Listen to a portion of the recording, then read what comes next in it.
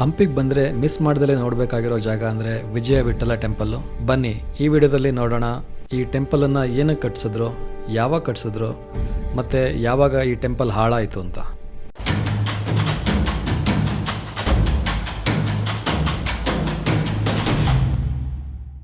Generally ನಾವು Hampi visit ಮಾಡಿದಾಗ ಗೈಡ್ಗಳು ಹೇಳ್ತಾರೆ ವಿಜಯ ವಿಠಲ ಟೆಂಪಲ್ ಕಟ್ಟಿಸಿದ್ದು ಕೃಷ್ಣದೇವರಾಯ ಅಂತ. ಆದರೆ ಅದಕ್ಕಿಂತ 100 ವರ್ಷ ಮುಂದೆನೇ ಈ ಟೆಂಪಲ್ ಇತ್ತು, ವಿಠಲ ಟೆಂಪಲ್ ಇತ್ತು. ಆದರೆ 1513ನೇ ಇಸ್ವಿಯಲ್ಲಿ ಒರಿಸ್ಸಾದ ಗಜಪತಿ ಮೇಲೆ ದಾಳಿ ಮಾಡಿ ಅವ್ರ ಮೇಲೆ ಗೆದ್ದಿದ್ದರ ಸಂಕೇತವಾಗಿ ಶ್ರೀಕೃಷ್ಣದೇವರಾಯ ಇದನ್ನು ಸಿಗ್ನಿಫಿಕೆಂಟಾಗಿ ಎಕ್ಸ್ಪ್ಯಾಂಡ್ ಮಾಡ್ತಾರೆ. ವಿಠಲ ಟೆಂಪಲ್ ಏನು ಇಲ್ಲಿ ಮೊದಲೇ ಇತ್ತು ಅದಕ್ಕೆ ವಿಜಯ ವಿಠಲ ಅಂತ ರೀನೇಮ್ ಮಾಡ್ತಾರೆ. ಇದು 1513ನೇ ಇಸ್ವಿಯಿಂದ 1565 ಅಂದರೆ ಈ ಎಂಪೈರ್ ಕೊಲ್ಯಾಪ್ಸ್ ಆಗೋವರೆಗೂ ಕೂಡ ಇಲ್ಲಿ ಕನ್ಸ್ಟ್ರಕ್ಷನ್ ನಡೀತಾನೆ ಇತ್ತು. ಕೆಲವೊಂದು ಕಡೆ ನಾವಿಲ್ಲಿ ನೋಡ್ಬೋದು ಇನ್ನೂ ಅರ್ಧಂಬರ್ಧ ಕೆತ್ತನೆಗಳು ಆಗಿರೋವಂಥದ್ದು. ನಾವು ಹಂಪಿಗೆ ಬಂದು ಈ ಬಿದ್ದೋಗಿರೋ ದೇವಸ್ಥಾನಗಳನ್ನೆಲ್ಲ ನೋಡಿದಾಗ ನಮಗೆ ಆಶ್ಚರ್ಯ ಆಗುತ್ತೆ, ಇಷ್ಟು ದೊಡ್ಡ ಸಾಮ್ರಾಜ್ಯ, ಇಷ್ಟು ಶಕ್ತಿವಂತ ಸಾಮ್ರಾಜ್ಯ ಹೇಗೆ ಕೆಲವೇ ದಿನಗಳಲ್ಲಿ ಕೊಲ್ಯಾಪ್ಸ್ ಆಗಿಬಿಡ್ತಂತ. ಸೊ ಇವತ್ತು ಅದನ್ನು ಫೈಂಡ್ ಔಟ್ ಮಾಡೋಣ ಬನ್ನಿ. ಈ ಎಂಪೈರ್ ಕೊಲ್ಯಾಪ್ಸ್ ಆಗೋದಕ್ಕೆ ಏನೇನು ಕಾರಣ ಅಂತ ಬನ್ನಿ ತಿಳ್ಕೊಳ್ಳೋಣ. ಮೊದಲನೇ ರೀಸನ್ ಏನಂದರೆ ಓವರ್ ಕಾನ್ಫಿಡೆನ್ಸ್. 1565ರಷ್ಟೊತ್ತಿಗೆ ವಿಜಯನಗರ ಸಾಮ್ರಾಜ್ಯ ಅರ್ಧ ಭಾರತನೇ ಆಳ್ವಿಕೆ ಮಾಡ್ತಾ ಇರುತ್ತೆ. ಮತ್ತು ಇವ್ರ ಆಪೋಸಿಟಲ್ಲಿ ಅಹಮದಾಬಾದ್, ಬೀದರ್, ಗೋಲ್ಕೊಂಡ, ಬಿಜಾಪುರ್, ಬೀರರ್ ಈ 5 ಸುಲ್ತಾನರು ಇವ್ರ ಅಪೋಸಿಟಲ್ಲಿ ಇರ್ತಾರೆ. ಸೊ ಈ ಅಳಿಯ ರಾಮರಾಯ ಏನು ಮಾಡ್ತಾ ಇರ್ತಾರೆ ಅಂದರೆ ಡಿವೈಡ್ ಆ್ಯಂಡ್ ರೂಲ್ ಪಾಲಿಸಿ ಇಟ್ಕೊಂಡಿರ್ತಾರೆ. ಅಂದರೆ ಒಬ್ಬರ ಮೇಲೆ ಇನ್ನೊಬ್ಬರು ಸುಲ್ತಾನನ್ನ ಎತ್ಕಟ್ಬಿಟ್ಟು ಅವರವರಲ್ಲೇ ಅಂದರೆ ಕಿತ್ತಾಡ್ಕೊಳ್ಳೋ ಹಾಗೆ ಮಾಡ್ತಾ ಇರ್ತಾರೆ. ಇದರಿಂದ ಸುಲ್ತಾನರಿಗೆ ಫುಲ್ಲು ಉರಿದೋಗ್ಬಿಡುತ್ತೆ. ಅವರೆಲ್ಲ ನಮ್ಮನ್ನೇ ಆಟ ಆಡಿಸ್ತಾ ಇದ್ದಾನಲ್ಲ ಅಂತ ಹಳೆಯ ದ್ವೇಷ ಎಲ್ಲ ಮರೆತುಬಿಟ್ಟು ಎಲ್ಲ ಸುಲ್ತಾನರು ಒಂದಾಗ್ಬಿಟ್ಟು ವಿಜಯನಗರ ಆಪೋಸಿಟಲ್ಲಿ ಒಂದು ದೊಡ್ಡ ಗ್ಯಾಂಗ್ ಕಟ್ಬಿಡ್ತಾರೆ. ಎರಡನೇ ರೀಸನ್ ಏನಂದರೆ ಟೆಕ್ನಾಲಜಿ. ವಿಜಯನಗರದ ಆರ್ಮಿ ಇನ್ನೂ ಹಳೆಯ ಕಾಲದ ಆನೆಗಳು ಮತ್ತು ಕತ್ತಿ ಗುರಾಣಿ ಮೇಲೆ ನಂಬಿಕೆ ಇಟ್ಕೊಂಡಿರ್ತಾರೆ. ಆದರೆ ಸುಲ್ತಾನರು ಅಪ್ಡೇಟ್ ಆಗಿರ್ತಾರೆ. ಅವ್ರ ಹತ್ರ ಪರ್ಷಿಯನ್ ಮತ್ತು ಟರ್ಕಿಯಿಂದ ಬಂದಿರೋವಂಥ ಫಿರಂಗಿಗಳಿರುತ್ತೆ. ಅಂದರೆ ಎಡವಟ್ಟಾಗಿದ್ದು ಎಲ್ಲಿ ಅಂದರೆ ಯುದ್ಧದಲ್ಲಿ ಸುಲ್ತಾನರು ದೊಡ್ಡ ದೊಡ್ಡ ಫಿರಂಗಿಗಳಿಂದ ಬೆಂಕಿ ಅಂದರೆ ಫಿರಂಗಿಗಳನ್ನ ಶೂಟ್ ಮಾಡಿದಾಗ ಅಷ್ಟು ಜೋರು ಸೌಂಡ್ ಬರ್ತಾಯಿತ್ತು. ಆ ಸೌಂಡ್ಗೆ ಆನೆಗಳು ಎದುರುಕೊಂಡು, ಆನೆ ಮತ್ತು ಕುದುರೆಗಳು ಎದುರುಕೊಂಡು ನಾವು ಚೆಲ್ಲಾಪಿಲ್ಲಿಯಾಗಿ ಎಲ್ಲ ಕಡೆ ಹೋಗ್ಬಿಡ್ತಾಯಿತ್ತು ಮತ್ತು ಸೈನಿಕರನ್ನ ತುಳಿಯೋದಕ್ಕೆ ಶುರು ಮಾಡಿಬಿಡ್ತು. ಮೂರನೇ ರೀಸನ್ ಏನಂದರೆ ನಮ್ಮದವರೇ ಕೈ ಕೊಟ್ಬಿಡ್ತಾರೆ. ಅಂದರೆ ರಾಮರಾಯರ ಜೊತೆ ಗಿಲಾನಿ ಬ್ರದರ್ಸ್ ಅಂತ ಮುಸ್ಲಿಮು ಕಮಾಂಡರ್ಸ್ ಇರ್ತಾರೆ. ಅವರು ಸಾವಿರಾರು ಜನ ಇರುವಂಥ ಸೈನಿಕರನ್ನ ಕಮಾಂಡ್ ಮಾಡ್ತಾ ಇರ್ತಾರೆ. ಅವರು ಯುದ್ಧ ಜೋರಾಗಿ ನಡೀತಾ ಇರೋವಂಥ ಸಮಯದಲ್ಲಿ ಏನು ಮಾಡಿಬಿಡ್ತಾರೆ ಅಂದರೆ ಇವರು ಪಾರ್ಟಿನ ಚೇಂಜ್ ಮಾಡಿಬಿಡ್ತಾರೆ. ಇವರು ಸುಲ್ತಾನ್ ಕಡೆ ಹೋಗ್ಬಿಡ್ತಾರೆ ಯುದ್ಧ ಮಾಡೋದಕ್ಕೆ. ಆವಾಗ ದೊಡ್ಡ ಕನ್ಫ್ಯೂಷನ್ ಶುರುವಾಗಿಬಿಡುತ್ತೆ. ರಾಮರಾಯರ ಕಡೆ ಇರೋಂಥ ಆರ್ಮಿ ಅವ್ರ ಕಡೆ ಇವರು ಗಿಲಾನಿ ಬ್ರದರ್ಸ್ ಹೋಗಿರ್ತಾರಲ್ಲ ಅವರು ನೋಡಿಬಿಟ್ಟು ಅವರಿಗೆ ಹೊಡಿಬೇಕಾ ಬೇಡವಾ ಅಂತ ದೊಡ್ಡ ಕನ್ಫ್ಯೂಷನ್ ಆಗುತ್ತೆ. ಅದರಿಂದ ಕೂಡ ಎಷ್ಟೊಂದು ಜನ ಸೈನಿಕರು ಸತ್ತು ಹೋಗ್ಬಿಡ್ತಾರೆ. ನಾಲ್ಕನೇ ರೀಸನ್ ಏನಂದರೆ ಸ್ಕೆಚ್ ಹಾಕಿ ಏಮಾರಿಸಿದ್ರು. ಕೃಷ್ಣಾ ನದಿ ದಡದಲ್ಲಿ ಯುದ್ಧ ನಡೀತಾ ಇತ್ತು. ನದಿ ದಾಟೋ ಸಮಯದಲ್ಲಿ ನಮ್ಮ ಸೈನಿಕರು ಕಾವಲು ಕಾಯ್ತಾ ಇರ್ತಾರೆ. ಸುಲ್ತಾನರು ಒಂದು ನಾಟಕ ಆಡ್ತಾರೆ. ಅವರು ನದಿ ದಾಟೋಕ್ಕೆ ಬೇರೆ ಜಾಗ ಹುಡುಕ್ತಾ ಇದ್ದೀವಿ ಅಂತ ಸುಳ್ಳು ಹೇಳಿ ದೂರ ಹೋದರು. ನಮ್ಮವರು ಅವರನ್ನು ಫಾಲೋ ಮಾಡ್ಕೊಂಡು ಹೋದರು. ರಾತ್ರೋರಾತ್ರಿ ಸುಲ್ತಾನರು ವಾಪಸ್ ಬಂದು ಖಾಲಿ ಇದ್ದ ಜಾಗದಲ್ಲಿ ನದಿ ದಾಟಿ ನಮ್ಮವರನ್ನು ಸುತ್ತುವರೆದ್ಬಿಡ್ತಾರೆ. 5ನೇ ರೀಸನ್ ಏನಂದರೆ ರಾಜನ ಸಾವು. ರಾಮರಾಯರಿಗೆ 80 ವರ್ಷ ಆಗಿದ್ದರು. ಪಲ್ಲಕ್ಕಿ ಮೇಲೆ ಕೂತು ಯುದ್ಧ ಮಾಡ್ತಾಯಿದ್ರು. ಗಲಾಟೆಯಲ್ಲಿ ಅವರ ಶತ್ರುಗಳ ಕೈಗೆ ಸಿಕ್ಕಾಕೊಂಡ್ಬಿಟ್ರು. ಸುಲ್ತಾನರು ತಕ್ಷಣವೇ ರಾಮರಾಯ ತಲೆ ಕತ್ತರಿಸ್ಬಿಟ್ಟು ಒಂದು ಉದ್ದದ ಕಂಬದ ಮೇಲೆ ಸಿಕ್ಕಿಸಿದ್ರು. ಅದನ್ನು ನೋಡಿದ ತಕ್ಷಣ ನಮ್ಮ ಸೈನಿಕರಿಗೆ ಧೈರ್ಯನೇ ಹೊರಟೋಗ್ಬಿಡುತ್ತೆ. ರಾಜನೇ ಹೋದ ಮೇಲೆ ನಾವ್ಯಾಕೆ ಉಳಿಬೇಕಂತ ಎಲ್ಲರೂ ಭಯಪಟ್ಬಿಟ್ಟು ಓಡೋಗ್ಬಿಡ್ತಾರೆ.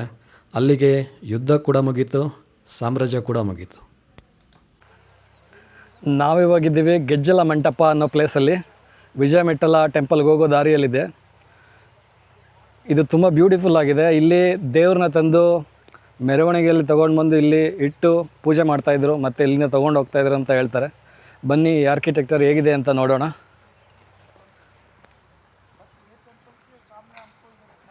ಸೊ ಆಲ್ಮೋಸ್ಟ್ ಒಂದು 600 ವರ್ಷ ಆಗಿದೆ ಇದು ಕಟ್ಟಿ, ಆದರೂ ಏನೂ ಆಗಿಲ್ಲ. ತುಂಬ ಚೆನ್ನಾಗಿ ಇವಾಗಲೂ ಕೂಡ ಇದೆ. ಎಷ್ಟು ಬ್ಯೂಟಿಫುಲ್ ಆಗಿದೆ. ಸೊ ಮೇಲೆ ಹೋಗೋಣ, ನೋಡೋಣ ಹೇಗಿದೆ ಅಂತ. ಇಲ್ಲಿ ದೇವ್ರನ್ನ ಕರ್ಕೊಂಡು ಬಂದು ಇವಾಗಲೂ ಕೂಡ ಈ ಥರ ಆಚರಣೆಗಳೆಲ್ಲ ಕಡೆ ಇದೆ. ಆ ದೇವ್ರನ್ನ ಕರ್ಕೊಂಡು ಬಂದು ಒಂದು ಕಡೆ ಇಟ್ಟು ಪೂಜೆ ಮಾಡಿ ಮತ್ತೆ ವಾಪಸ್ ಕರ್ಕೊಂಡು ಹೋಗೋದು. ಸೊ ಇಲ್ಲಿ ಇಡ್ತಾಯಿದ್ರು ದೇವ್ರನ್ನ. ಎಷ್ಟು ಬ್ಯೂಟಿಫುಲ್ಲಾಗಿ ಕನ್ಸ್ಟ್ರಕ್ಟ್ ಮಾಡಿದ್ದಾರೆ. 600 ವರ್ಷ ಆದರೂ ಏನೂ ಆಗಿಲ್ಲ ಇನ್ನು. ಇದು ಮೋಸ್ಟ್ಲಿ ಆಂಜನೇಯಿಂದ.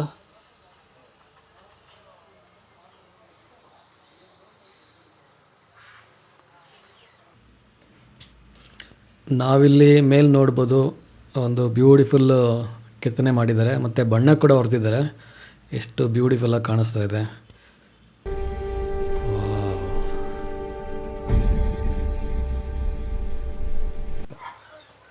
ಸೊ ನಾವಿವಾಗ ಮುಂದೆ ಹೋಗೋಣ, ನೋಡೋಣ ಹೇಗಿದೆ. ಇನ್ನು ಆನ್ ದ ವೇ ವಿಜಯ ವಿಠಲ ಟೆಂಪಲ್ಗೆ ಹೋಗೋ ದಾರಿಯಲ್ಲಿ ಇಷ್ಟೊಂದು ಇನ್ನು ಕಲ್ಯಾಣಿ ಮತ್ತು ದೇವಸ್ಥಾನಗಳು ಕೂಡ ಇದೆ, ಎಕ್ಸ್ಪ್ಲೋರ್ ಮಾಡೋಣ. Let's go. ಇವಾಗ ಆನ್ ದ ವೇ ಹೋಗ್ತಾ ಇದ್ದೀನಿ. ವಿಜಯ ವಿಠಲ ಟೆಂಪಲ್ಗೆ ಹೋಗ್ಬೇಕಂದ್ರೆ ಎಲೆಕ್ಟ್ರಿಕ್ ಗಾಡಿ ಕೂಡ ತೊಗೊಂಡು ಹೋಗ್ಬೋದು, ಇಲ್ಲಾಂದರೆ 1 ಕಿಲೋಮೀಟ್ರ್ ಆಗುತ್ತೆ, ನಡ್ಕೊಂಡು ಹೋಗ್ಬೋದು. ನಡ್ಕೊಂಡು ಹೋದರೆ ಒಳ್ಳೆಯದು, ಯಾಕೆಂದರೆ ಆನ್ ದ ವೇಕ್ಕೆ ಎಷ್ಟೊಂದು ಸ್ಪಾಟ್ಗಳಿದೆ. ಗಾಡಿಯಲ್ಲಿ ಹೋದರೆ ಅದನ್ನು ನೋಡೋದಕ್ಕೆ ಅವರು ನಿಲ್ಲಿಸೋದಿಲ್ಲ, ಡೈರೆಕ್ಟ್ ವಿಜಯ ವಿಠಲ ಟೆಂಪಲ್ ಹತ್ರ ಕರ್ಕೊಂಡು ಹೋಗ್ಬಿಡ್ತಾರೆ. ಬನ್ನಿ ನೋಡೋಣ ಇನ್ನೂ ಏನೇನಿದೆ ಅಂತ. ತುಂಬ ಇಂಟ್ರೆಸ್ಟಿಂಗ್ ಪ್ಲೇಸ್ ಇದು. ನಾವು ವಿಜಯ ವಿಠಲ ಟೆಂಪಲ್ ಒಳಗಡೆ ಹೋಗೋದಕ್ಕೆ ಮುಂಚೆ ಇಲ್ಲಿ ಇನ್ನೊಂದು ಮಂಟಪ ಸಿಗುತ್ತೆ. ಇಲ್ಲಿ ನಾವು ನೋಡ್ಬೋದು ಕುದುರೆ ರೀತಿ ಇರುವಂಥ ಒಂದು ಪ್ರಾಣಿ. ಜನರಲಿ ಇದು ಯಾಳಿ ಅಂತ ಕರೀತಾರೆ, ಯಾಕೆಂದರೆ ಒಂದು ಕುದುರೆ ದೇಹ ಇರುತ್ತೆ ಮತ್ತು ಎಲ್ಲ ಪ್ರಾಣಿಗಳು, ಆನೆಯ ಸೊಂಡಿಲೋ ಥರ, ನವಿಲಿನ ಕಿವಿ ಥರ ಎಲ್ಲ ಪ್ರಾಣಿದು ಒಂದೊಂದು ಕ್ಯಾರೆಕ್ಟರಿಸ್ಟಿಕ್ ತೊಗೊಂಡು ಅದಕ್ಕೆ ಒಂದು ಪ್ರಾಣಿ ಮಾಡಿದ್ದಾರೆ. ಅದರ ಹೆಸರು ಯಾಳಿ ಅಂತ. ಸೊ ಈ ಮಂಟಪದಲ್ಲಿ ಬಣ್ಣ ಕೂಡ ಹೊಡೆದಿದ್ದಾರೆ. ಇದು ಮೇ ಬಿ ಅವಾಗಿಂದ ಇರೋವಂಥದ್ದು ಕಾಣಿಸ್ತಾ ಇಲ್ಲ, ಇವಾಗ ರೀಸೆಂಟಾಗಿ ಬಣ್ಣ ಹೊಡೆದಿರ್ಬೋದು. ಅದಾದಮೇಲೆ ಅವೇನೂ ಚೇಂಜಸ್ ಮಾಡಿಲ್ಲ ಅನಿಸುತ್ತೆ. ಸೊ ನಾವಿಲ್ಲಿ ನೋಡ್ಬೋದು ಕುದುರೆ ಓಡಿಸ್ತಾ ಇರೋವಂಥದ್ದು. ಯಾಕೆಂದರೆ ಕುದುರೆ ಇವ್ರಿಗೆ ಯುದ್ಧ ಗೆಲ್ಲಬೇಕಂದ್ರೆ ಕುದುರೆ ತುಂಬ ಇಂಪಾರ್ಟೆಂಟ್ ಅನಿಮಲ್ಲು, ಯಾಕೆಂದರೆ ಅಷ್ಟು ಫಾಸ್ಟಾಗಿ ಮೂಮೆಂಟ್ ಆಗ್ತಾಯಿತ್ತು.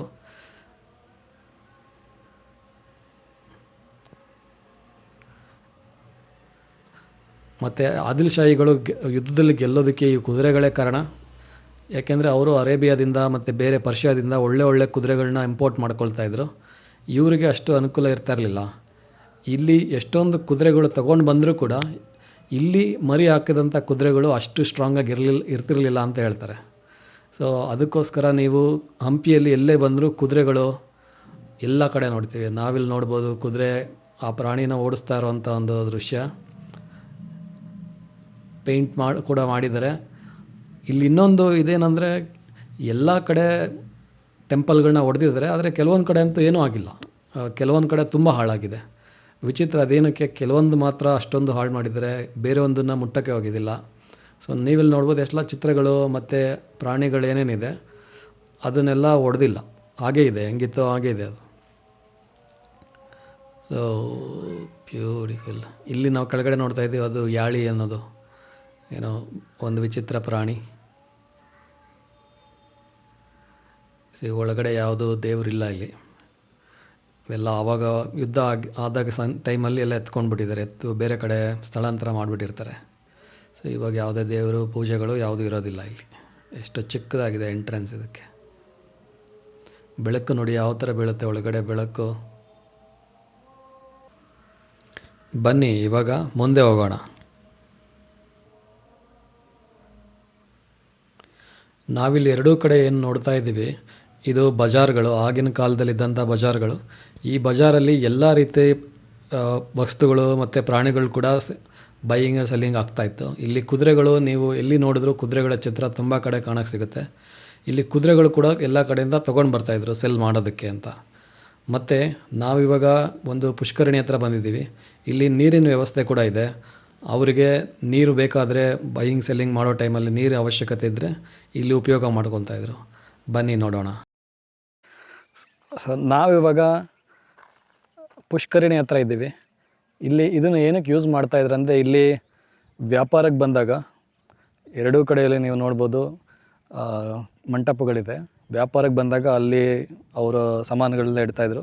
ಮತ್ತು ಈ ಪುಷ್ಕರಣಿಯಲ್ಲಿ ನೀರನ್ನ ಯೂಸ್ ಮಾಡ್ತಾಯಿದ್ರು. ಅವ್ರಿಗೆ ಬೇಕಾದರೆ ಕುಡಿಯೋದಕ್ಕೆ, ಬೇರೆ ಏನಾದಕ್ಕಾದರೂ ನೀರು ಬೇಕಾದಾಗ ಈ ಪುಷ್ಕರಣಿ ಯೂಸ್ ಮಾಡ್ತಾಯಿದ್ರು. ಬನ್ನಿ ನೋಡೋಣ ಹೇಗಿದೆ ಈ ಪುಷ್ಕರಣಿ ಅಂತ.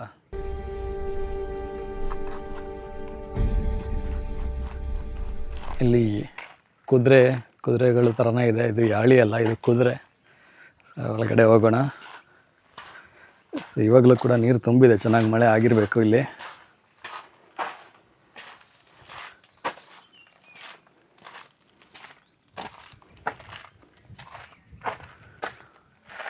ಇಲ್ಲಿ ಕೂಡ ಮಂಟಪಗಳಿದೆ. ಸೊ ಇಲ್ಲೂ ಕೂಡ ಅವರು ಕೂತ್ಕೊಳ್ಳೋದಕ್ಕೆ ಎಲ್ಲ ಯೂಸ್ ಮಾಡ್ತಾಯಿದ್ರು ಅನಿಸುತ್ತೆ. ಮಧ್ಯದಲ್ಲಿ ಕೂಡ ಇದಿದೆ, ದೇವಸ್ಥಾನ ಥರ ಇದೆ, ಅದು ಮುಚ್ಕೊಂಡಿದೆ ಇವಾಗ.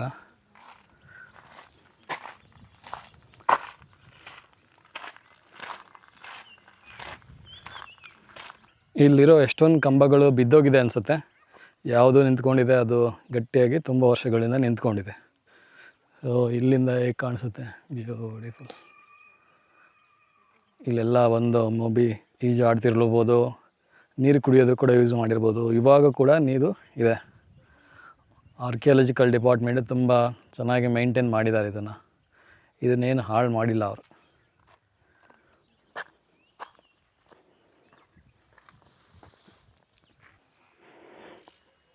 ಇಲ್ಲಿಂದ ಕೂಡ ಎಂಟ್ರಿ ಇದಕ್ಕೆ. ಬ್ಯೂಟಿಫುಲ್ ಆಗಿದೆ. ಇದೆಲ್ಲ ಮುಚ್ಚೋಗಿತ್ತು ಅನಿಸುತ್ತೆ. ಆರ್ಕಿಯಾಲಜಿಕಲ್ ಡಿಪಾರ್ಟ್ಮೆಂಟವರು ಎಲ್ಲ ಹೂಳೆಲ್ಲ ಎತ್ತಿದ್ದಾರೆ, ತುಂಬ ಕ್ಲೀನಾಗಿ ಮೇಂಟೈನ್ ಮಾಡಿದ್ದಾರೆ. ಇಲ್ಲಾಂದರೆ ಇಷ್ಟು ಕ್ಲೀನಾಗಿರೋದಕ್ಕೆ ಚಾನ್ಸೇ ಇಲ್ಲ. ಬ್ಯೂಟಿಫುಲ್. ಸೊ ಇವಾಗ ಮುಂದೆ ಹೋಗೋಣ, ನೋಡೋಣ ಇನ್ನೂ ಏನೇನೆಲ್ಲ ಇದೆ ಇಲ್ಲಿ ಅಂತ. Let's go. ನಾವಿಲ್ಲಿ ಏನು ಬಜಾರು ಎರಡೂ ಕಡೆ ನೋಡ್ತಾ ಇದ್ದೀವಿ, ಮತ್ತು ಈ ವಿಜಯ ವಿಠ್ಠಲ ಟೆಂಪಲ್ಗೆ ಹೋಗ್ತಾ ಇದ್ದೀವಿ. ಈ road best of the best human beings ನೋಡಿದೆ, worst of the worst human beings ಕೂಡ ನೋಡಿದೆ. ಎಲ್ಲ ಆಕಾಂಕ್ಷೆಗಳಿಟ್ಟು ಏನೇನೋ ಆಗುತ್ತೆ ಅಂತ ಯೋಚನೆ ಮಾಡ್ತಾ ಇರ್ತಾರೆ ಅನಿಸುತ್ತೆ 1565ವರೆಗೂ. ಮತ್ತು ಆ ಕನ್ಸ್ಟ್ರಕ್ಷನ್ ಆ್ಯಕ್ಟಿವಿಟಿ ಕೂಡ ನಡೀತಾ ಇರುತ್ತೆ, ಯಾಕೆಂದರೆ ಅದು ಮುಗ್ದಿರೋದಿಲ್ಲ. ಯಾವುದೇ ದೇವಸ್ಥಾನದ ಕನ್ಸ್ಟ್ರಕ್ಷನ್ನು ಅಷ್ಟು ಬೇಗ ಮುಗಿಯೋದಿಲ್ಲ. ಸೊ ಅಚಾನಕ್ಕಾಗಿ ಎಲ್ಲ ಸಾಮ್ರಾಜ್ಯ ಕೊನೆಗೊಂಡ್ಬಿಡುತ್ತೆ. ಇಲ್ಲಿ ನಾವೇನು ಓಡಾಡ್ತಾ ಇದ್ದೀವಿ, ಇಲ್ಲಿ ಎಲ್ಲ ರಾಜರುಗಳು ಕೂಡ ಓಡಾಡಿದ್ದಾರೆ. ಮತ್ತು ಏನು ಇದನ್ನು ಡಿಸ್ಟ್ರಾಯ್ ಮಾಡೋದಕ್ಕೆ ಬಂದರು ಆದಿಲ್ ಶಾಹಿಗಳು ಮತ್ತು ಬಹಮನಿ ಸುಲ್ತಾನ್ಸ್ ಎಲ್ಲ ಇಲ್ಲಿಗೆ ಬಂದರು. ಅವರು ಕೂಡ ಇದೇ ದಾರಿನೂ ಯೂಸ್ ಮಾಡ್ಕೊಂಡಿದ್ದಾರೆ. ಈ ಕಲ್ಲುಗಳು ಎಲ್ಲರನ್ನೂ ನೋಡಿದೆ ಅನಿಸುತ್ತೆ. Very interesting. ಬನ್ನಿ ಮುಂದೆ ಹೋಗೋಣ. ನಾವಿವಾಗ ವಿಜಯ ವಿಠ್ಠಲ ಮಂದಿರದ ಅಪೋಸಿಟಲ್ಲಿದ್ದೀವಿ. ಇಲ್ಲಿಂದ ನೋಡೋಣ. ಸೊ ಎರಡೂ ಕಡೆ ವ್ಯಾಪಾರಕ್ಕೆ ಇದ್ದಂಥ ಈ ಮಂಟಪಗಳು, ಇದರಲ್ಲೆಲ್ಲ ವ್ಯಾಪಾರ ಮಾಡ್ತಾಯಿದ್ರು ಅನಿಸುತ್ತೆ. ಇಲ್ಲಿ ಒಂದು ವಾಚ್ ಟವರ್ ಕೂಡ ಇದೆ. ಏನಾದರೂ ಇಶ್ಯೂಸ್ ಆದರೆ ಅದನ್ನೆಲ್ಲ ರಿಸಾಲ್ವ್ ಮಾಡೋದಕ್ಕೆ ಒಂದು ವಾಚ್ ಟವರ್ ಕೂಡ ಇದೆ.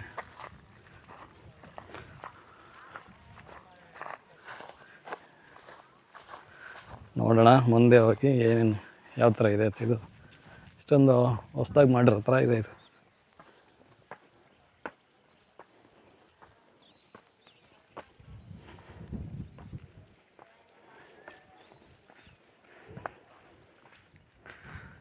ಸೊ ಇಲ್ಲಿ ನಿಂತ್ಕೊಂಡು ನೋಡಿದ್ರೆ ಎಲ್ಲಿ ಏನಾಗ್ತಾಯಿದೆ ಅಂತ ಆಲ್ಮೋಸ್ಟ್ 1 ಕಿಲೋಮೀಟ್ರ್ವರೆಗೂ ಗೊತ್ತಾಗುತ್ತೆ.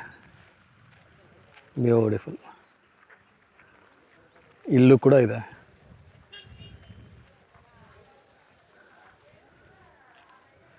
ಈಗ ಕೆಳಗಡೆ ಹೋಗೋಣ.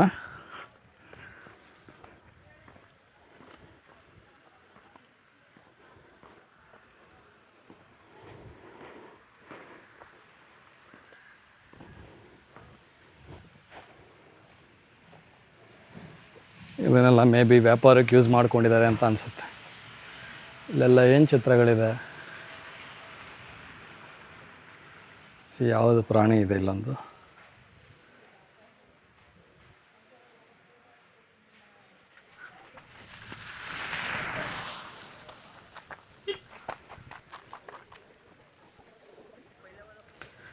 ಈ ವಿಠ್ಠಲ ದೇವಸ್ಥಾನದ ಪಕ್ಕನೇ ಇದು ಕೂಡ ಯಾವುದೋ ಒಂದು ಮಂಟಪ ಥರ ಇದೆ. ತುಂಬ ಹಾಳು ಮಾಡಿದ್ದಾರೆ ಇದನ್ನು, ಭಯಂಕರ ಹೊಡೆದಿದ್ದಾರೆ. ಆದರೆ ಇಲ್ಲಿ ತುಂಬ ಚೆನ್ನಾಗಿದೆ ಕಲಾಕೃತಿಗಳು. ಒಳಗಡೆ ಹೋಗಿ ನೋಡೋಣ ಹೇಗಿದೆ ಅಂತ.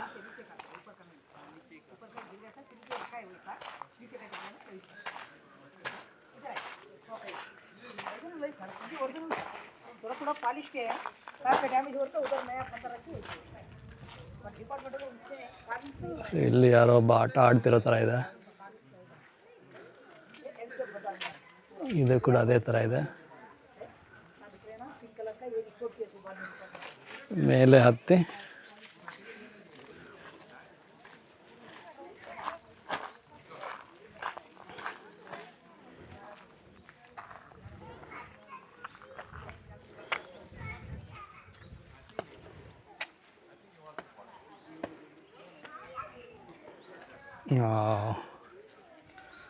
ಬ್ಯೂಟಿಫುಲ್.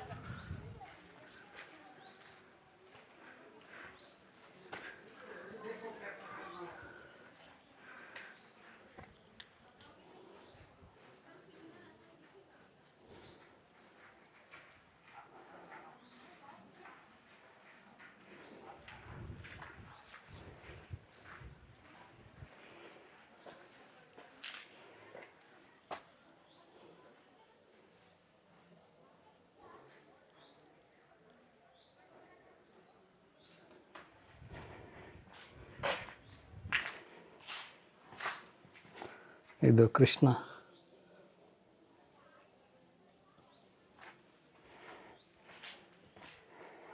ಇದು ಮೀನಿನ ಮೇಲೆ ಕುತ್ಕೊಂಡಿರೋ ಥರ.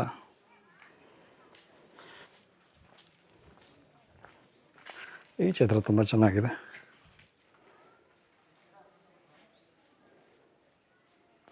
ಇದೊಂದು ಮಂಟಪ ಮಾತ್ರ ಉಳ್ಕೊಂಡಿದೆ, ಬೇರೆದೆಲ್ಲ ಏನಾಯಿತು ಗೊತ್ತಿಲ್ಲ.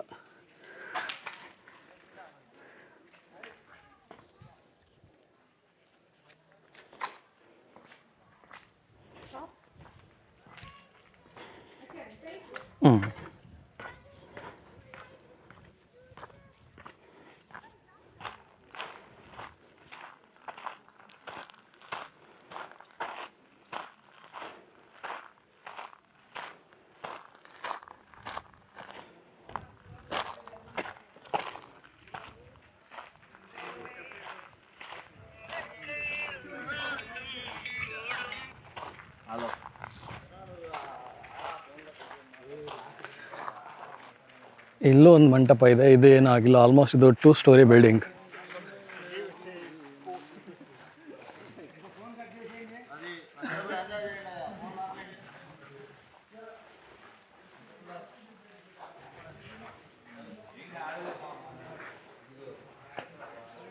ಗಳೆಲ್ಲ ಚೇಂಜ್ ಆಗಿಬಿಟ್ಟಿದೆ. ಅವಾಗಿದ್ದಿದ್ದು ರೂಟ್ಗಳು ಇವಾಗಿಲ್ಲ. ಮತ್ತು ಹಳೆ ಕಾಲದಲ್ಲಿ ಆ ಕಾಲದಲ್ಲಿ ಯಾವ ಥರ ಬರ್ತಾಯಿದ್ರು ಆ ರೂಟ್ಗಳು ಕೂಡ ಇಲ್ಲ. ಸೊ ನಾವು ವಿಜಯ ವಿಠಲ ಟೆಂಪಲ್ಗಿಂತ ಹೋಗೋಕ್ಕೆ ಮುಂಚೆ ಇಲ್ಲಿ ಒಂದು ರಾಜರು ತುಲಾಭಾರ ಮಾಡ್ಕೊತಾ ಇದ್ದು ಒಂದು ತಕ್ಕಡಿ ಥರದ್ದು ಒಂದು ಪ್ಲೇಸ್ ಇದೆ, ಅದನ್ನು ವಿಸಿಟ್ ಮಾಡೋಣ ಬನ್ನಿ. ಆಮೇಲೆ ನಾವು ವಿಜಯ ವಿಠಲ ಟೆಂಪಲ್ ಒಳಗಡೆ ಹೋಗೋಣ. Let's go. ನಾವಿವಾಗ ಏನು ನೋಡ್ತಾ ಇದ್ದೀವಿ, ಈ ತುಲಾಭಾರ ಮಂಟಪ. ಇಲ್ಲಿ ರಾಜನ ಒಂದು ಕಡೆ ಕೂರಿಸ್ಬಿಟ್ಟು ಇನ್ನೊಂದು ಕಡೆಯಿಂದ ಚಿನ್ನ ಬೆಳ್ಳಿ ಎಲ್ಲ ಹಾಕೋದು. ಸೊ ಅವನ ತೂಕಕ್ಕೆ ಸಮನಾಗಿ ಯಾರು ಕೆಲವರು ವ್ಯಾಪಾರಿಗಳಿರ್ತಾರೆ, ಅವ್ರಿಗೇನೋ ಕೆಲಸಗಳಾಗಬೇಕಾಗಿರುತ್ತೆ. ಸೊ ಈ ತುಲಾಭಾರದ ವಿಚಾರದಲ್ಲಿ ಅವರು ರಾಜನಿಗೆ ಆಗೋಷ್ಟು ಬೆಳ್ಳಿ ಅಥವಾ ಚಿನ್ನನ ಏನೋ ಕೊಟ್ಬಿಟ್ಟು ಅವ್ರ ಕೆಲಸ ಗೆದ್ಕೊಳ್ಳೋದು. ಸೊ ಅದಕ್ಕೆ ಯೂಸ್ ಮಾಡ್ತಿರ್ತಕ್ಕಂಥ ಪ್ಲೇಸ್ ಇದು. ಮುಂದೆ ನೋಡೋಣ.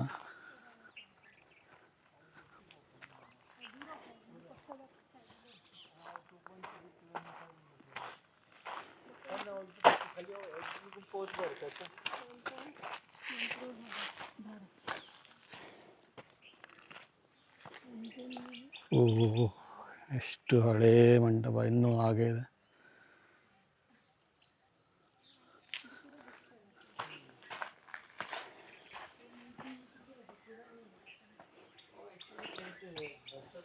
ತೊಟ್ಟಿ ಕೂಡ ಇದೆ ಇಲ್ಲಂತ.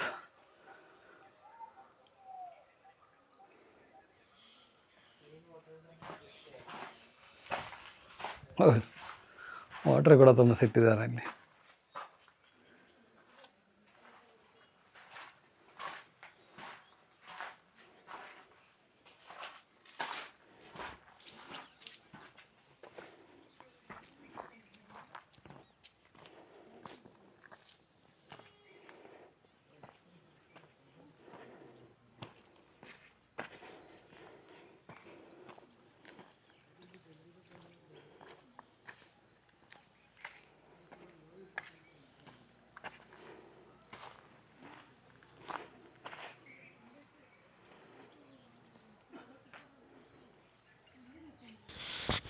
ನಾವಿಲ್ಲಿ ಏನು ಚಿತ್ರ ನೋಡ್ತಾ ಇದ್ದೀವಿ, ಈ ಚಿತ್ರ ಏನು ನಮಗೆ ತೋರಿಸುತ್ತೆ ಅಂದರೆ ದೇವ್ರಿಗೆ ಯಾವ ಥರ ನಮಸ್ಕಾರ ಅವಾಗ ಮಾಡ್ತಾಯಿದ್ರು ಅಂತ. ಈ ಚಿತ್ರಗಳು ನಾವೆಲ್ಲ ಕಡೆ ನೋಡ್ಬೋದು. ಸೊ ಇಲ್ಲಿ ಕೂಡ ಈ ಹಂಪಿಯಲ್ಲಿ ಎಲ್ಲ ಕಡೆ ಇದೇ ಥರ ಚಿತ್ರಗಳು, ಎಲ್ಲೆಲ್ಲಿ ದೇವಸ್ಥಾನಗಳಿದೆ ಅಲ್ಲೆಲ್ಲ ಇದೇ ಥರ ಚಿತ್ರಗಳನ್ನ ನಾವು ನೋಡಬಹುದು. ಸೊ ನಾವಿವಾಗ ವಿಜಯ ವಿಠ್ಠಲ ಟೆಂಪಲ್ ಒಳಗಡೆ ಬಂದಿದ್ದೀವಿ, ಬನ್ನಿ ನೋಡೋಣ. ಸೊ ಎಂಟ್ರಿ ಆಗ್ತಾ ಇದ್ದಂಗೆ ಈ ಕಲ್ಲಿನ ರಥ ತುಂಬ ಫೇಮಸ್ಸು, 50 ರೂಪಾಯಿ ನೋಟಲ್ಲಿ ಕೂಡ ಕಾಣುತ್ತೆ. ಸೊ ಈ ಕಲ್ಲಿನ ರಥ ಒಂದೇ ಕಲ್ಲಿಂದ ಮಾಡಿರುವಂಥ ಒಂದು ದೊಡ್ಡ ಬಂಡೆನ ಕಡಿದು ಒಂದೇ ಕಲ್ಲಿನಿಂದ ಮಾಡಿರುವಂಥ ಮಂಟಪ ಇದು. ಮೊದಲು ದೇವರಿತ್ತು ಅನಿಸುತ್ತೆ, ಇವಾಗ ಯಾವುದು ದೇವರಿಲ್ಲ ಅಲ್ಲಿ. ಮತ್ತು ಈ ಚಕ್ರಗಳೇನಿದೆ ಇದು ಮೊದಲು ತಿರುಗ್ತಾ ಇತ್ತು. ಜನಗಳು ಹೋದವರೆಲ್ಲ ಚಕ್ರಗಳನ್ನ ತಿರುಗಿಸೋದಕ್ಕೆ ಟ್ರೈ ಮಾಡಿ ಮಾಡಿ ಹಾಳಾಗುತ್ತೆ ಅಂತ ಇವಾಗ ಅದನ್ನು ಲಾಕ್ ಮಾಡಿದ್ದಾರೆ. ಆದರೆ ಇದು ಕೆಲವೊಂದು ಕಡೆ ಹೇಳೋಂಗೆ ಇದು ಮೂಮೆಂಟ್ ಇರಲಿಲ್ಲ ಯಾವತ್ತೂ ಕೂಡ, ಒಂದು ದೊಡ್ಡ ಬಂಡೆ ಅಷ್ಟೇ, ಅದನ್ನು ರಥದ ಥರ ಮಾಡಿ ಒಂದು ಚಿತ್ರ ಕೆತ್ತನೆ ಮಾಡಿಟ್ಟಿದ್ದಾರೆ ಅಷ್ಟೇ. ಇದು ಯಾವತ್ತೂ ಮೂಮೆಂಟಲ್ಲಿ ಇರಲಿಲ್ಲ. ಇದು ಬ್ಯೂಟಿಫುಲ್ ಪ್ಲೇಸ್. ಸೊ ಇವಾಗ ರಜಾ ದಿನಗಳಿರೋದ್ರಿಂದ ತುಂಬ ಜನ ತುಂಬ್ಕೊಂಬಿಟ್ಟಿದ್ರು ನಾವಲ್ಲಿ ಹೋಗಿದ್ದ ದಿನದಲ್ಲಿ. ಅದರಿಂದಾಗಿ ಕೆಲವೊಂದು ಕಡೆ ಪ್ರೊಹಿಬಿಷನ್ ಕೂಡ, ಅದು ಮಾಡಬೇಡಿ, ವಿಡಿಯೋ ಮಾಡಬೇಡಿ, ಅದು ಮಾಡಬೇಡಿ, ಇದು ಮಾಡಬೇಡಿ ಅಂತ. ಸೊ ಇಲ್ಲಿ ಮ್ಯೂಸಿಕಲ್ ಪಿಲ್ಲರ್ಸ್. ಸೊ ಇವಾಗ ಒಳಗಡೆ ಕೂಡ ಬಿಡೋದು, ಎಲ್ಲ ರಿನೋವೇಷನ್ ವರ್ಕ್ ನಡೀತಾ ಇದೆ ಅಲ್ಲಿ. ನಾವಿಲ್ಲಿ ನೋಡ್ಬೋದು ಯಾಳಿ ಅನ್ನೋ ಪ್ರಾಣಿ, ಇಮ್ಯಾಜಿನರಿ ಪ್ರಾಣಿ. ಎಲ್ಲ ಒಂದು ಪ್ರಾಣಿಗಳದ್ದು ಒಂದೊಂದು ಅಂಶಗಳನ್ನ ತಗೊಂಡು, ಕುದುರೆ ದೇಹ, ಆನೆ ಮುಖ, ಜಿಂಕೆ ಕಿವಿ, ನವಿಲಿಂದು ಕೆಲವೊಂದು ಇದನ್ನು ನೋಡ್ಬೋದು. ಅದರಿಂದಾಗಿ ಇದನ್ನು ಮಾಡಿದ್ದಾರೆ. ಮತ್ತು ನಾವಿಲ್ಲಿ ಏನು ನೋಡ್ತಾ ಇದ್ವಿ ಪ್ಲೇಸು, ಇದು ಮಂಟಪ. ಯಾವುದೇ ರೀತಿ ಮದುವೆ ಆ ಥರ ಏನಾದರೂ ಪ್ರೋಗ್ರಾಮ್ಗಳು ನಡೆದಾಗ ಇಲ್ಲಿ ಮಾಡ್ತಾಯಿದ್ರು ಅಂತ ಹೇಳ್ತಾರೆ. ಮತ್ತು ಈ ಪ್ಲೇಸಿಗೆ ಎಲ್ಲರಿಗೂ ಅವಕಾಶ ಇರಲಿಲ್ಲ. ನಾವಿವಾಗ ಏನು ಎಲ್ಲರೂ ಬಂದು ನೋಡ್ತಾ ಇದ್ದೀವಿ, ಆಗಿನ ಕಾಲದಲ್ಲಿ ಬರೀ ಕೆಲವು ವರ್ಗದವರಿಗೆ ಮಾತ್ರ ಇಲ್ಲಿ ಎಂಟ್ರಿ ಇತ್ತು. ಇದು ನಮಗೆ ಹೇಗೆ ಗೊತ್ತಾಗುತ್ತೆ ಅಂದರೆ, ಡೊಮಿಂಗೋ ಪಿಯಾಸ್ ಏನು ಈ ಶ್ರೀಕೃಷ್ಣ ದೇವರಾಯ ಈ ಆಸ್ಥಾನದಲ್ಲಿ ಇದ್ದಂಥ ಕಾಲದಲ್ಲೇ ಡೊಮಿಂಗೋ ಪಿಯಾಸ್ ಇಲ್ಲಿಗೆ ಭೇಟಿ ಕೊಟ್ಟಿರ್ತಾನೆ. ಸೊ ಅವನಿಂದಾಗಿ ನಮಗೆ ಎಷ್ಟೊಂದು ಸಿಗುತ್ತೆ. ಯಾಕೆಂದರೆ ಅವನು ಎಂಟ್ರಿ ಆಗೋದಕ್ಕೆ ನೋಡಿದಾಗ ಅವನಿಗೆ ಒಳಗಡೆ ಬಿಟ್ಟಿರೋದಿಲ್ಲ. ಸೊ ಅವನು ಸ್ವಲ್ಪ ದುಡ್ಡು ಕೊಟ್ಬಿಟ್ಟು ಗಾರ್ಡ್ಗಳಿಗೆ ಒಳಗಡೆ ಬಂದೆ ಅಂತ ಕೂಡ ಮೆನ್ಷನ್ ಮಾಡಿದ್ದಾನೆ. ಬ್ಯೂಟಿಫುಲ್. ಮತ್ತು ಈ ಪಿಲ್ಲರ್ಗಳೇನಿದೆ ಇಲ್ಲಿ, ಆ ಪಿಲ್ಲರಲ್ಲಿ ಕೂಡ ನಾವು ಬಾರಿಸಿದ್ರೆ ಕೆಲವೊಂದು ಮ್ಯೂಸಿಕ್ ಥರನೇ ಸೌಂಡ್ ಕೇಳುತ್ತೆ. ಅದು ನಾರ್ಮಲ್ ಕಲ್ ಥರ ಇಲ್ಲ, ಅದು ಏನೋ ಒಂದು ಟೆಕ್ನಾಲಜಿ ಯೂಸ್ ಮಾಡಿದ್ದಾರೆ ಆ್ಯಕ್ಚುಲಿ ಅದನ್ನು ಕನ್ಸ್ಟ್ರಕ್ಟ್ ಮಾಡಬೇಕಾದ್ರೆ ಕೂಡ. ಮತ್ತು ದೇವಸ್ಥಾನ ಹೊಡೆದಿದ್ದಾರೆ, ಆದರೆ ನೀವು ಅದರ ಪಕ್ಕನೇ ಇರೋವಂಥ ಇಲ್ಲಿ ಎಲ್ಲ ಚಿತ್ರಗಳು ಇದೆಲ್ಲ ಏನೂ ಮಾಡಿಲ್ಲ, ತುಂಬ ಚೆನ್ನಾಗಿ ಹಂಗೆ ಬಿಟ್ಟಿದ್ದಾರೆ. ಎಷ್ಟು ಬ್ಯೂಟಿಫುಲ್ ಆಗಿದೆ ಇದು. ಇಲ್ಲಿ ನೋಡಿದ್ರೆ ನಾವು ಇದನ್ನೇನೂ ಮಾಡಿಲ್ಲ ಅವರು, ತುಂಬ ಚೆನ್ನಾಗಿ ಅವಾಗ ಹೆಂಗಿತ್ತು ಇವಾಗಲೂ ಹಂಗೆ ಇದೆ. ಒಂಥರ ವಿಚಿತ್ರ, ಏನಕ್ಕೆ ಕೆಲವೊಂದು ಪ್ಲೇಸಲ್ಲಿ ಮಾತ್ರ ಹೊಡೆದಿದ್ದಾರೆ, ಕೆಲವೊಂದು ಪ್ಲೇಸಲ್ಲಿ ಯಾಕೆ ಏನೂ ಮಾಡಿಲ್ಲ ಅನ್ನೋದೇ ಇಲ್ಲಿ ಒಂದು ಪ್ರಶ್ನಾರ್ಥಕ ಚಿಹ್ನೆ.